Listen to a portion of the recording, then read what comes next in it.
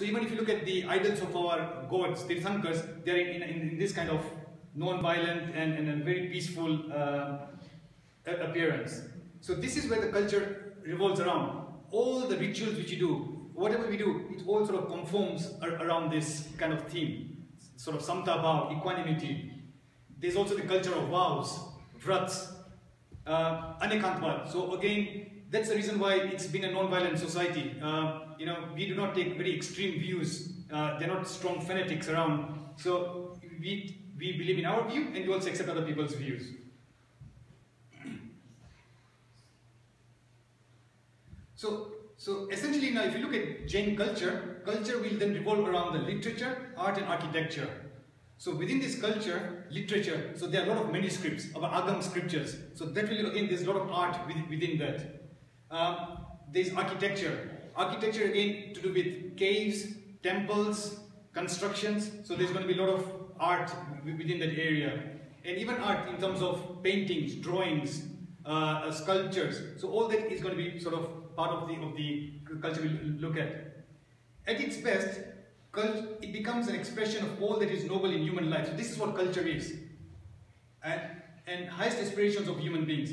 If you look at it, everything has got a connotation. If you went to a church, I think this is a picture of the one which actually in Paris, Notre Dame. You can see many of the people who are there actually in a flat position with folded hands and sort of looking upwards towards the sky. And when asked, then what's the purpose? Why aren't the sculptures straight facing on the wall? Why are they have to be put? He says that the theme between that culture is that they're all praying to God, that they want to aspire towards the heaven. So that's why they're in folded hands, lying flat on the ground and looking and pointing towards the sky. So every theme, so essentially when we try to understand the culture and the art, some people have got certain ideas and what they have done, and we are now trying to decode what was the meaning, what's the symbolism behind each of these different. So everything has got a meaning behind it. Even the rituals which we do, sometimes they seem, what's the point of this ritual? At some point in time, those rituals would have had some significance. Now, let's look at Jain art. What do we know from the scriptures? The Agams mention a lot of, in many instances, that Rishabdev's daughter learned 72 arts. Rishabdev Bhagwan had two daughters, Brahmi and Sundari. And he actually taught 72 arts to his daughters. And it details which are the 72 arts. And it begins with the art of handwriting, the Brahmi script. It went on to arithmetic. Arithmetic is also an art. And ends with the interpreting of sounds of birds for good or bad omens. So that again becomes an art. So you listen to the birds singing and you can say whether it's a good omen or a bad omen. Now, one interesting point is that when someone is an artist, he does not become sort of just for a particular group. It's not like a Jain artist. An artist is an artist. He could be employed by various sects. So, for example, he could be asked by the Hindu people, can you please do a temple for us? So the artist would go in and assist in building up the Hindu temple. That same artist could be called upon by the Jains. Could you please help us to build a temple? So you can actually see many similarities between different faiths. So if you look at Buddhists, Jains, all the kind of the Indo culture, there are a lot of many similarities between the different temples, manuscripts. So it actually gets transplanted. It's not unique to a particular sect. Sometimes when we say that our children are learning art in school, the general connotation becomes, oh, you know, they're just painting and drawing. But art essentially is broad. Art of speaking, art of eating, art of talking. Art is just anything. Anything you do with sort of over a repeated number of times, that becomes an art.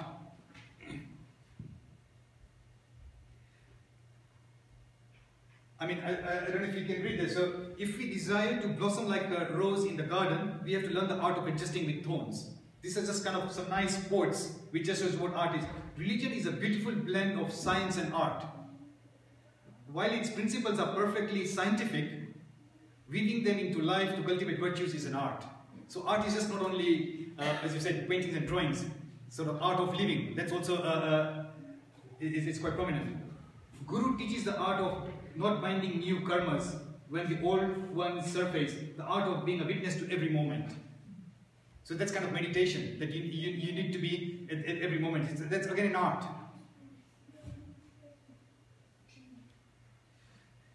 These are some beautiful quotes on art, and what I would like to do is maybe perhaps if one person just recites a quote and just narrate, do you agree with that quote and how it inspires you? So why don't you just start from me? Just read the first one. I'll just read, I think the first one is cut off. The first one says, "It is through art and through art only that we can realize our perfection." That's Oscar Wilde. Does one agree with that? Any comments? It is through art and through art only that we can realize our perfection.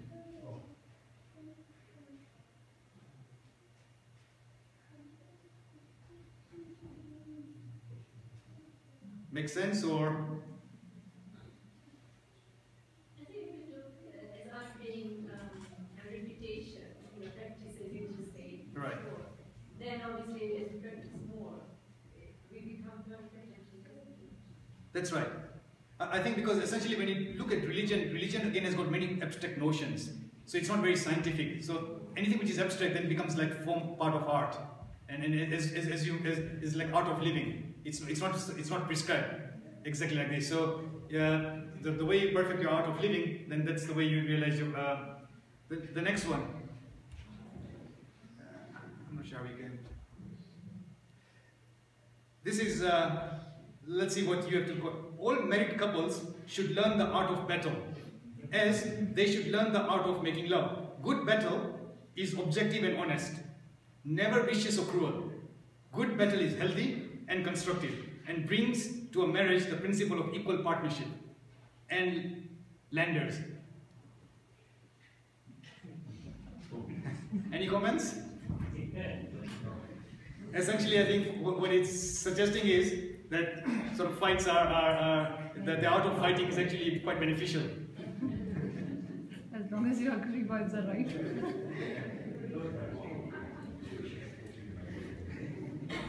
I think we need to practice more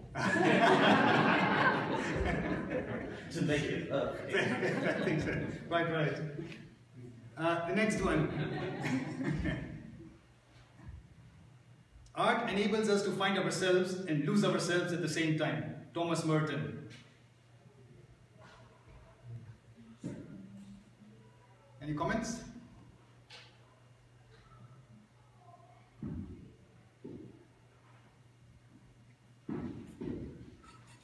I think if you look at Acharya Channaji, in a way this is actually quite appropriate for her. She's quite well known to do a lot of the artwork. She makes small sculptures, and when she does that, she's totally lost with the world. She's totally engrossed. So in a way, she is finding herself. She's at tune with herself, total concentration, and at the same time, she expresses the divinity through the art. So she finds herself, and she also loses herself. So she's unaware, oblivious of what's happening to the surroundings. The next one is, art, like morality, consists of drawing the lines somewhere. This to me actually seemed like a pun, because you're actually drawing lines somewhere. So to do art, you need to draw lines. And it's sort of saying art, like morality, to lead a moral life, one has to draw lines somewhere. So to me, this was quite a profound meaning. So art, like morality, consists of drawing the lines somewhere. The next one is, the aim of art is to represent not the outward appearance of things, but their inward significance. That's Aristotle. That again, I think it seems to be quite profound, because it's not what you see outside. Every artist has got something deep inside them to express. The purpose of art is washing the dust of daily life off our souls. Again, if you just read through that, yoga is the artwork of awareness on the canvas of body, mind and soul. That again seems to be quite appropriate, because Jainism always talks about man, vachan, kaya. It's replete, all the scriptures, all with mind, body and soul. So and yoga is the blend on the awareness of the mind, body and soul. The other one is, a photograph is usually looked at, seldom looked into. That also seems to be quite nice. When you look at art, we just sometimes look through the museums, just passing by very quickly, but we do not get the essence of what it's trying to capture. George Bernard Shaw Without art, the crudeness of reality would make the world unbearable. Francis of Assisi, he who works with his hands is a laborer. He who works with his hands and his head is a craftsman. He who works with his hands, head and heart is his heart is an artist. Vincent van Gogh, I dream my painting and I paint my dream. I'll just read them quite quickly. Painting is just another way of keeping a diary. The true work of art is but a shadow of divine perfection. Creativity is allowing yourself to make mistakes. Art is knowing which ones to keep. Faith is the art of holding on to things your reason once accepted despite your changing moods. Leonardo da Vinci, a painter should begin every canvas with a wash of black because all things in nature are dark except when exposed by the light.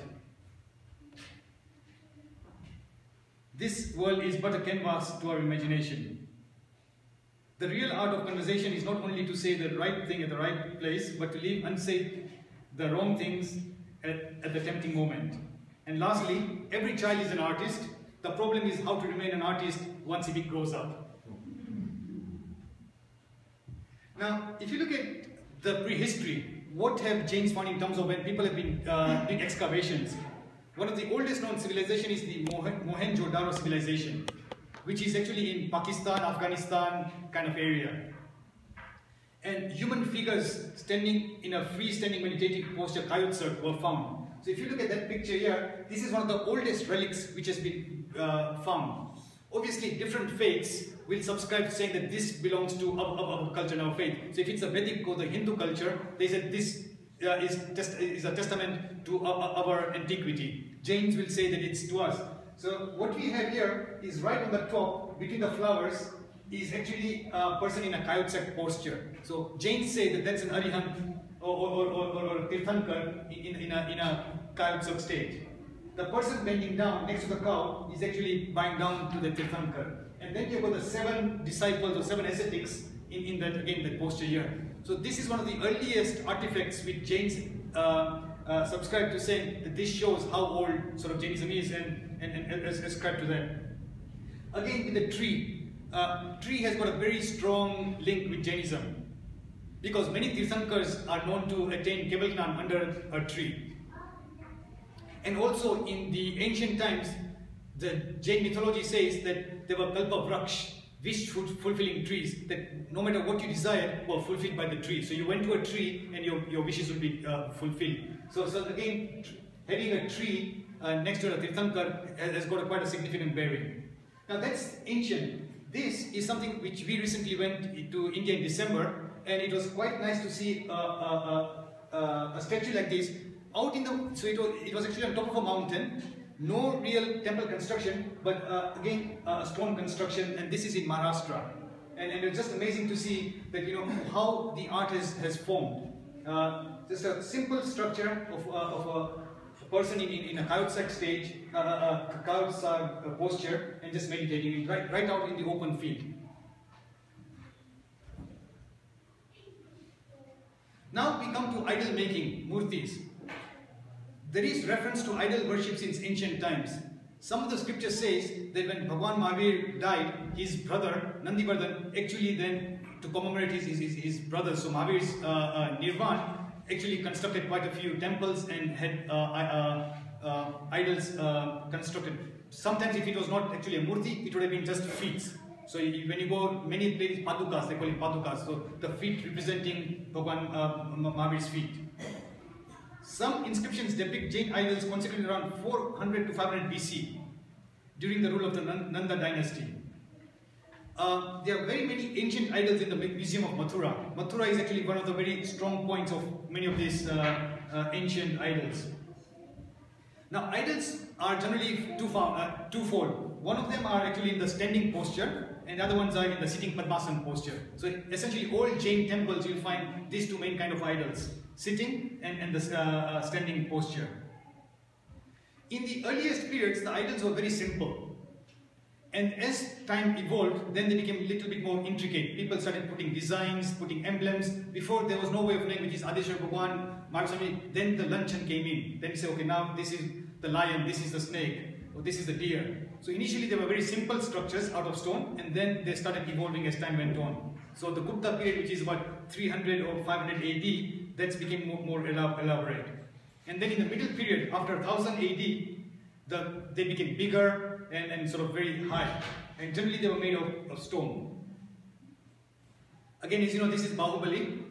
And this again is a 60 feet in height. It's actually a monolithic structure. It is made out of one stone. It's a huge big stone. And this is actually carved out of just a single piece of stone. And it's believed to be almost over 1,000 years, sort of almost over 1,000 years old. And I don't know if many of you know that every 12 years there is a bathing ceremony, and I think a few years ago even Indira Gandhi went here and through a helicopter she did the bathing ceremony. They put milk and to wash the sculpture. So from stones came metal. So initially the idols were made of stone, and then they progressed towards metal. And that was from the 14th century onwards. And as you can imagine how civilization sort of progressed, Stone Age, Iron Age. So in going along with the different periods, that's how the idols started progressing. Prince of Wales Museum in Bombay has got a very old idol of Parshvanath Bhagwan made of bronze, alloy of copper and lead. In fact, they actually said it's called Panch Dhatu. So 5 different elements are put together, and that's why they make an alloy, or some of these idols. Some of them actually have been very big and very heavy idols, and the unit of measure in the olden time was man. 108 man would be about 1500 kilos. So this is how they would classify the metals, the idols in the past. So from the Tirthankars, then the idols were also made for Dev and Devis. So they also become a very intricate part of the Jain culture. So not only the Tirthankars, but also the Devis. And it is generally believed that every Tirthankar has got an attendant deity, a male and a female. So like Parshvanath Bhagwan, we'll have Padmavati Mata and Dharendra. So male and female. Adeshwar Bhagwan would be Chakeshwari Mata. So every Tirthankar has got a male and a female attendant deity. They look after the devotees who are praying to those Tirthankars. So many of these statues of these idols of these Devis would be for the attendant deities, and also an integral part of the Jainism is Saraswati Mata. And because of the knowledge which she imparts, there are many idols which are dedicated to her. So from the idols, we now come to the art of painting. And Jain literature has got so many descriptions of various sort of artists in the olden times. And one of the oldest description is given is Princess Mallinath. She is the 19th Tirthankar, and Kalpasutra narrates a story that Princess Malli actually went to a gallery. So there was a gallery full of pictures. And there was one particular artist who was very well known for painting exclusive paintings. And it so happened that he was so great that his skill was such that if he actually saw the toe of a person, he could actually draw the entire picture. To such an extent that Malli's brother actually got surprised that because this person saw Mallinath's toe and he painted a life-size picture of her. And the brother actually got quite surprised that how could this painter could paint such a beautiful picture of my sister with exclusive contours and all the features in a very nice manner. And he thought that maybe he seems to be quite devious person. Maybe he's having an affair with my sister or something. How could someone know my sister in so detailed? Someone can see for you from far, but how can they look at all these minute details? And he then instructed that his finger should be chopped off because he seems to be not a good person. So it actually shows that drawing, painting was not even at Mahaviri's time, but going all the way back to Mallinath. And this we are talking of Mahabharata time period because Muniswaran Swami and all that we are talking of the Mahabharata period. So going back to as far back as then. So from paintings we also come to wall paintings. So you could have caves, you could have temples, and they're all replete with a lot of paintings. And the most ancient illustration of Jain art is found in the caves near in Tamil Nadu, and they are thought to be around 600 AD.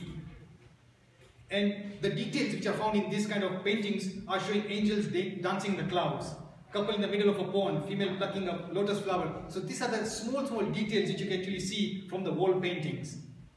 Elephant rooting up the stalks of lotus, cows grazing, swans sailing, birds on flowers, fish swimming. And not only do these paintings sort of show this in so much detail, it actually shows us the culture of the time period. Then from the wall paintings on the walls came paintings on the palm leaves. This developed around the 14th and the 15th century AD.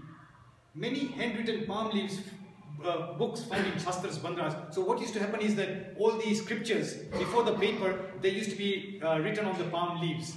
And then they used to be stored in the bhandars. And that's how the scriptures have come down to us.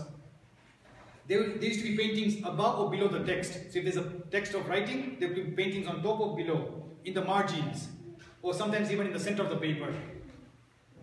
And what was the purpose of the paintings? Mainly for decoration and to arouse interest in religion. And that's quite important. Even if you look at now, if you're going to have a dinner, then there's the art of presenting the food. And if you have the art of presenting the food, it becomes more palatable. So the idea of the paintings is to arouse the interest in the religion, to have all these beautiful paintings drawn.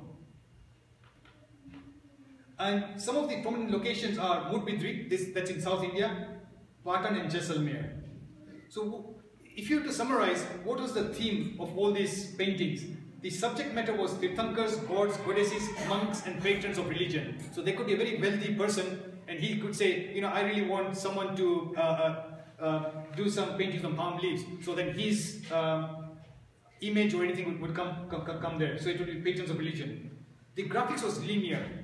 Obviously no three-dimensional effect, which we right now have 3D printers. So it was a linear graphics. The colors were limited: red, yellow, blue, white and green.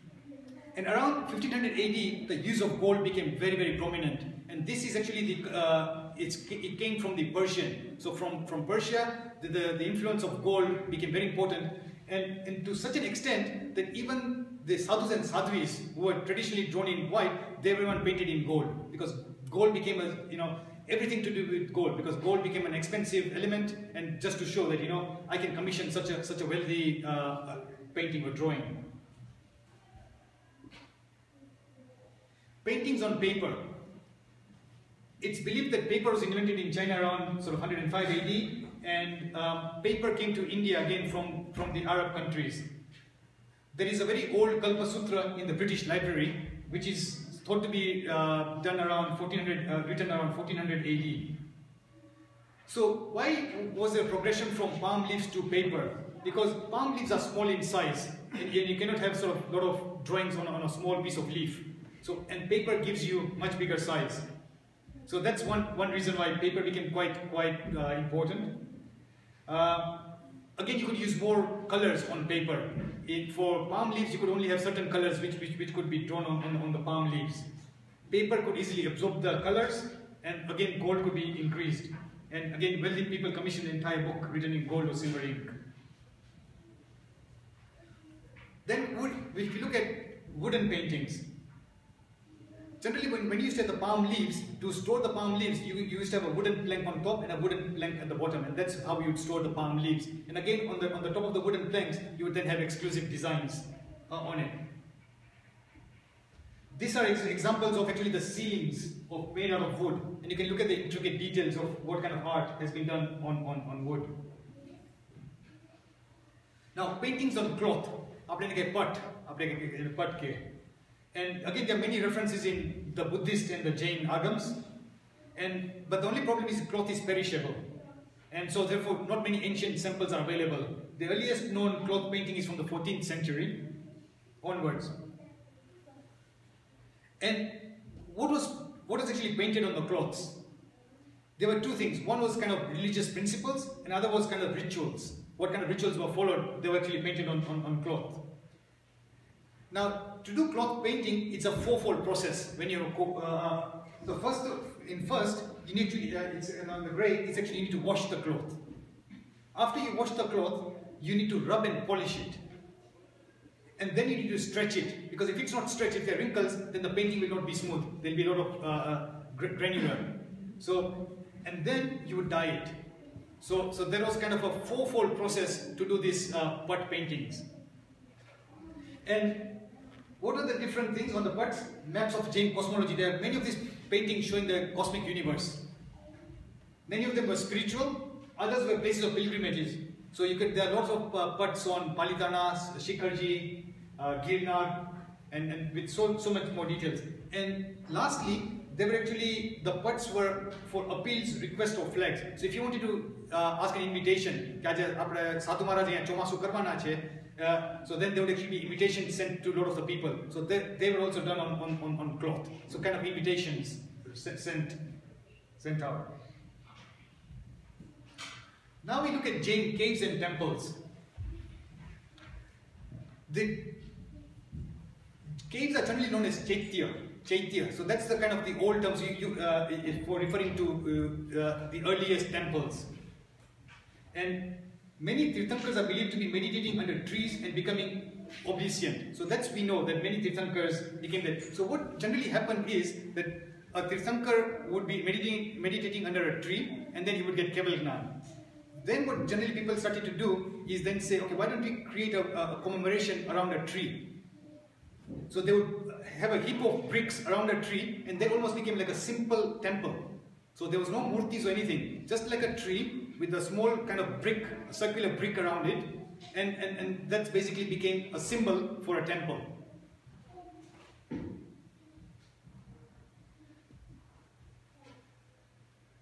And so Chaitya, the root of the word Chaitya comes from arranging a heap of bricks. So that's called Chitti. And a tree with such a platform is called a Chaitya. I do not know how many are from Africa, but if you know anyone from Thika here, Thika? No? If anyone's from Thika, the old temple in Thika, it was very nice. Actually, next to the temple, there was a nice big mango tree, and around the mango tree was a kind of a circular bricks sort of around it, a platform. And so this kind of shows very similar to the concept of the earliest temples there. Again, as you can see in here, that before there were any exclusive temples, there just used to be a lot of bricks, and then there were some, what's it called, buds, footprints of some either saints or for Tirthankar, so that used to become an object of veneration. Again, this, I think the image is actually being cut out here, but it just shows that some of the earliest murtis were just found out in the open jungle. There were no exclusive specific designs, just out in the open and just having murtis in the open jungle. The tradition of the Chaitya is quite ancient. The Buddhists, the Vedic and the Jains all have got references to it. And in Vedic literature it becomes like an altar of sacrifice. Again, because it's a pile of bricks, it's called a Chaitya. The Buddhist literature says the disciples of Lord Buddha asked him how his body should be honored after his nirvana. And what did Buddha say? Oh Anand, as the body of an emperor is left with clothes, put into wood filled with oil and covered with a stup. So stup again is to say commemorate, so bury me and then just have a commemoration that will be a remembrance that I actually lived on this earth.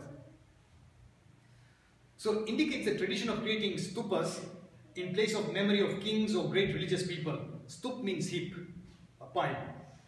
And so it denotes a dome-shaped structure. So Chaitya is a term which refers to shrines, it refers to pillars, it refers to holy spots, memorial places. So if someone has died, then there is a memorial spot. And that again is called a Chaitya. And if you remember, like when you go to temple right now, we say આપણે Chaitya Vandan karu છે. So let's, the Swetambars, a lot of they say we are doing a Chaitya Vandan. So Chaitya, again, it's kind of the connotation is temple. Now Jain caves. As you know that for monks and nuns, seclusion is kind of an essential part of their life. Many people know that, like for example, Chitrabhanu, he's known to have spent 10-12 years meditating alone in caves. So many monks and nuns are known to be going out in the jungles, staying in caves and meditating. So it's ordained for Jain monks since ancient times that they should reside in lonely caves of mountains or forests away from cities and towns. So wherever monks reside, it becomes an obvious aspect that they need some object of veneration. So again, a small temple or some kind of object of veneration would be erected. So Jain idols would be found around caves. In the beginning, there were natural caves. And then as time went on, caves were actually prepared. So people would go, masons would go, and caves would be actually prepared for the monks and nuns. So again, then later tools were used to cut the cave dwellings and temples. The picture on the left, this is actually a cave, again, next to where the Bahubali Murti is. It's Chandragupta Maurya. He's supposed to have become a Jain monk, and then he's supposed to, this is a cave, he spent his last few years meditating in this cave, and this is dedicated to him. So this is again the same place where you have the huge Bahubali's Murti. This cave here is actually quite special because Acharya Channaji's guru, and that's Amar Muni, in Rajgiri, he's known to have been going to these caves here, and when we went to India in 2011, Sadhvi Sangamitra accompanied us because she said this is a kind of a very memorable spot for her, because as a young child, she used to go to this cave here and see Upadhyaya Amar Muni meditate in this cave for long periods of time. And so as you can see, and inside the cave, it's a kind of a natural cave, and that's when he spent many years meditating. And this is like a short walk from the Virayathan base camp.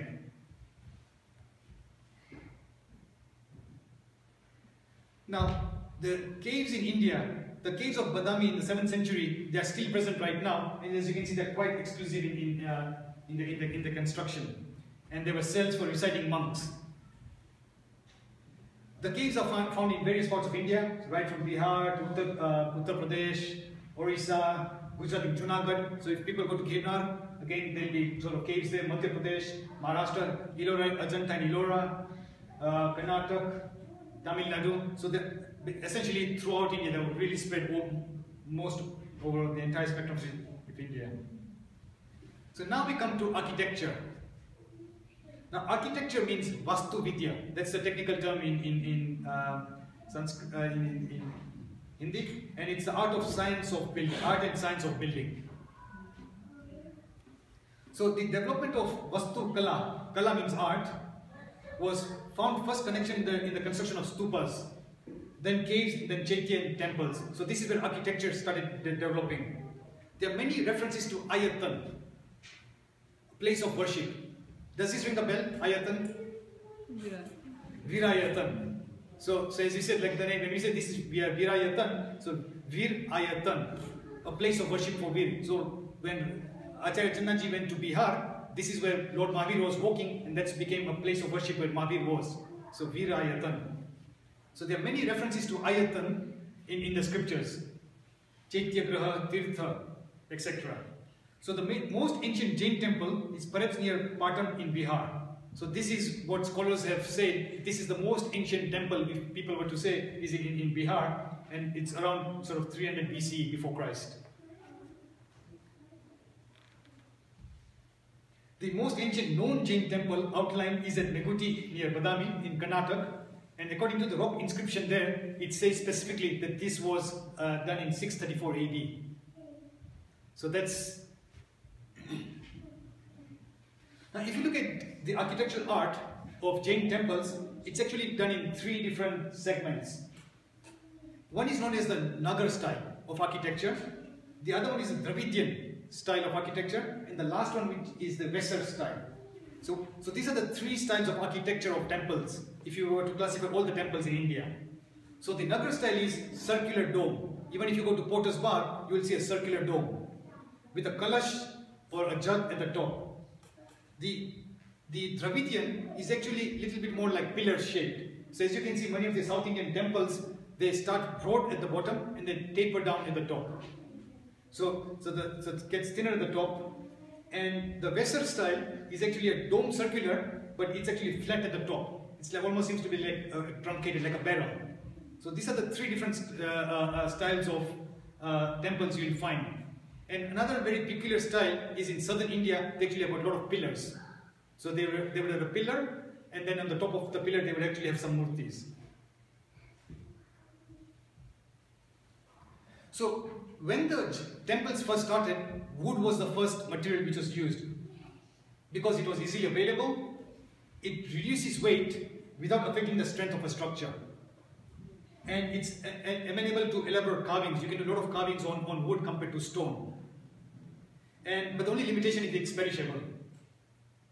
It is believed that in Palitana, the earliest the temple is Adeshwar Bhagwan, right? The earliest temple was actually a wooden temple, and which was actually destroyed in a fire, and then later it was done in stone. But the earliest temple, the original temple, was actually a wooden temple.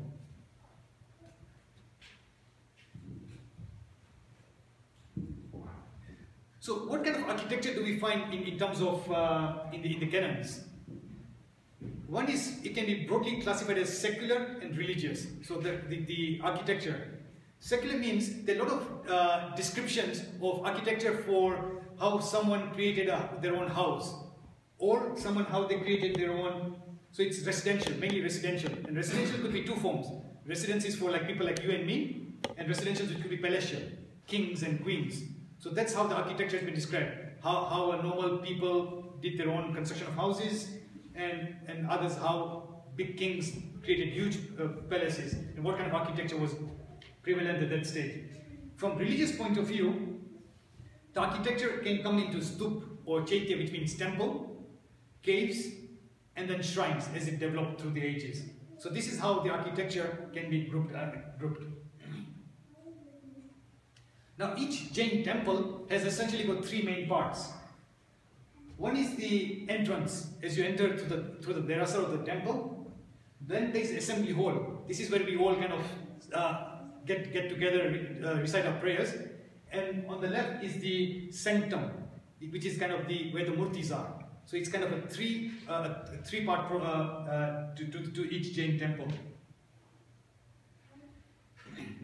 And essentially, the influence of Jain temples has actually come from Hinduism.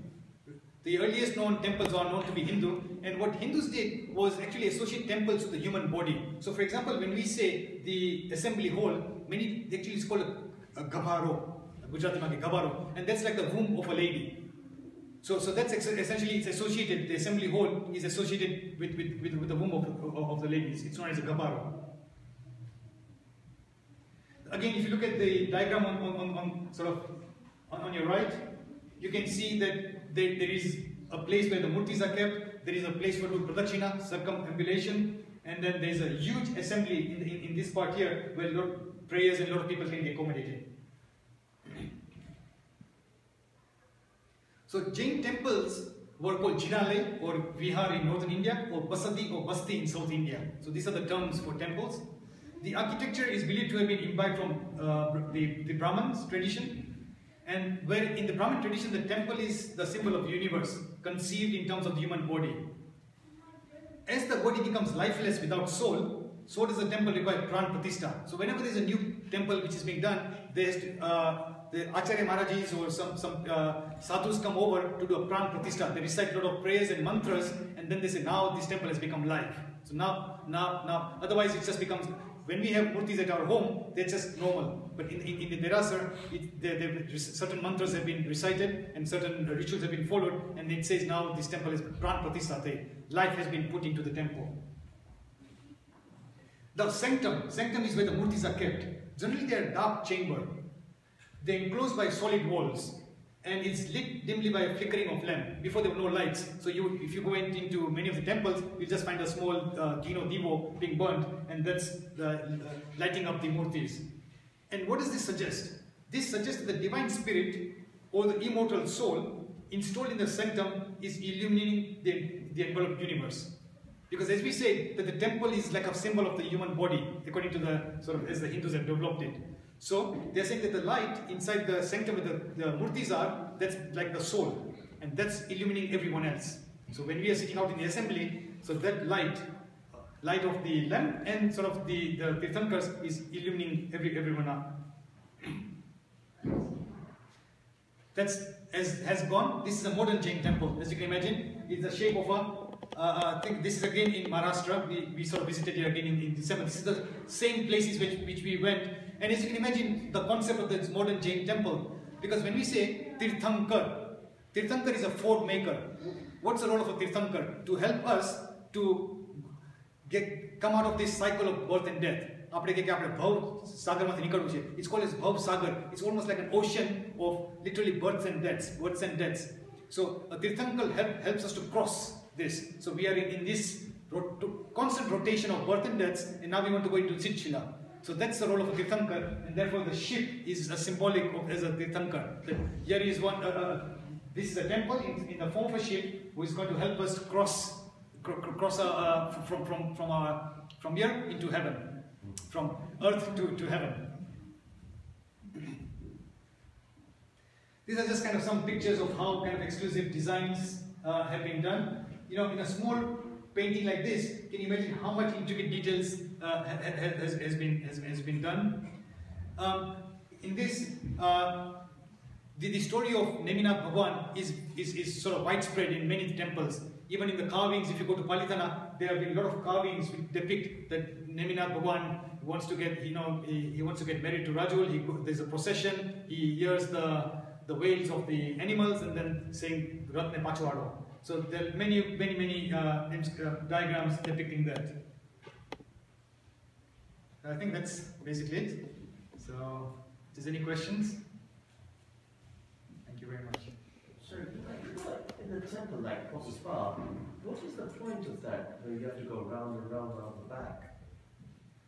Pradakshina. Yeah. So Pradakshina essentially means, so if you see Pradakshina, Dakshin means east. So whenever you're going around the island, you're always facing east. Right? So that's what Pradakshina means. Because whenever you go, the Bhagwan is always to your right. It's like east, Dakshin, yeah. Pradakshina. And the concept of Pradakshina essentially is threefold.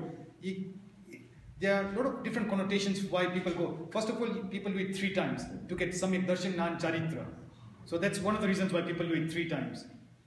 And the other reason is that we are constantly in this cycle of birth and death. We are constantly revolving in birth and death. So we want to get out of this the cycle of birth and death. So it's kind of a symbolism that I'm constantly revolving around. Now I need to have your shelter for me to get into heaven. So that's one of the reasons why people want to go around 3 times.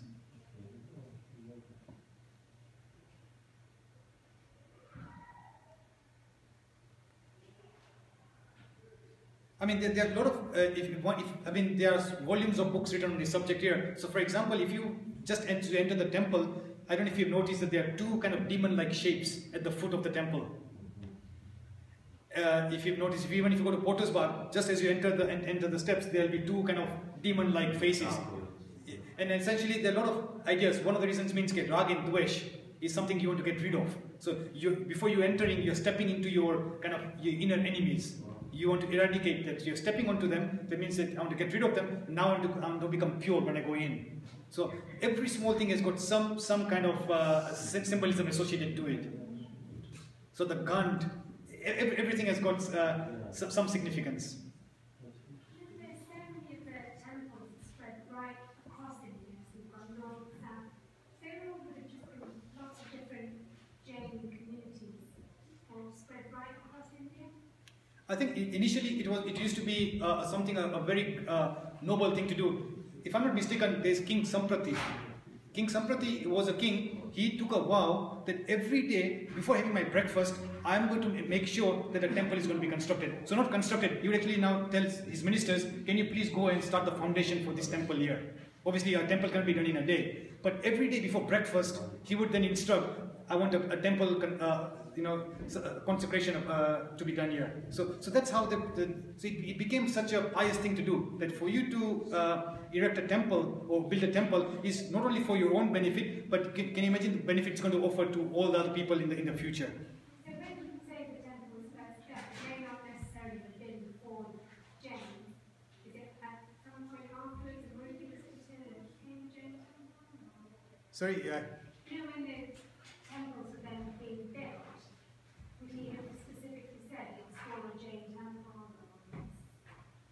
I think that would be quite specific. So as time went on, as the temple making became quite prevalent, then it would be like a Jain temple. So because then the culture, the rituals, and everything would be associated with it. So the widespread of Jain temples would then be so prevalent. So depending, I think it was also very dependent on who were the kings at that stage in time. So did they have a very strong Jain influence or a very Hindu influence? So the propagation of the temple making and the culture was very much dependent upon the kings at that time. And again, it was like an ebb and flow. So when the Muslims came in, many of them were destroyed.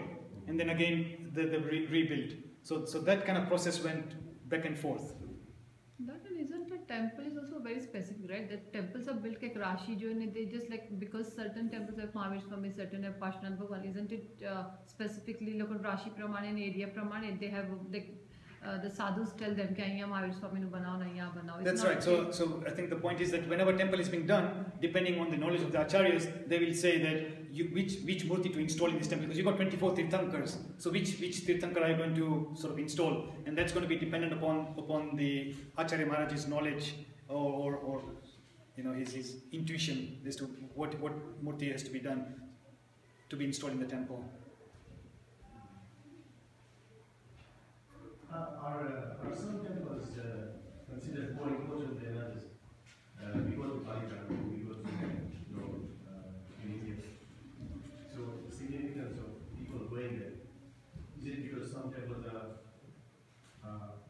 more important, or I think you're right. I think certain temples have become much more prominent, and others have sort of become not many people know about them. So I think it's either to do with some kind of miraculous event, or it depends upon the importance, or it really depends upon how the society has evolved around it. So for example, Sankeshwar Parshvanath has become very important because it is believed that the murti there is a very miraculous murti, and it's a very old murti. And so therefore Sankeshwar has become a very prominent place here. So no matter wherever you go within India, certain places have become very, very important. Summit Shikhar, that's associated with many tirthankars having attained liberation there. So basically what happens is, most of the temples will be associated with, say for example, the Panch Kalyanaks of Bhagwan. They're all where the Bhagwan was born, where the Bhagwan got Diksha, conceived, and Moksha and Nirvana. So the five. So all those places will become very, very important because they're associated Pavapuri, Champapuri.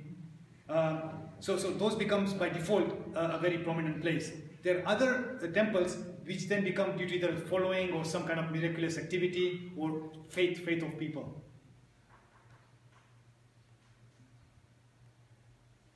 I mean, it's a question of faith. Now people believe that Girnar, the next 24 tirthankars are going to go to liberation from Girnar. So Girnar has become a very prominent place. Just like Summit Shikhar has got its importance now, it is believed in the next 24 tirthankars, Girnar is somewhere, it's going to be a very prominent tirth.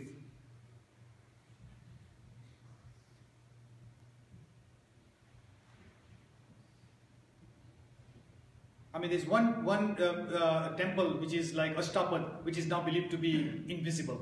So that's associated with Bhagwan Rishabhdev. It's supposed to be somewhere in Kailash or in somewhere in the Himalayas, but that's something which is people are researching. I think China in America have got a team of people trying to research where is the Ashtapad tirth.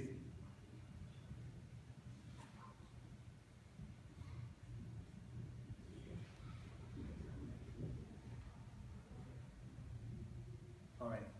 There you go. Thank you.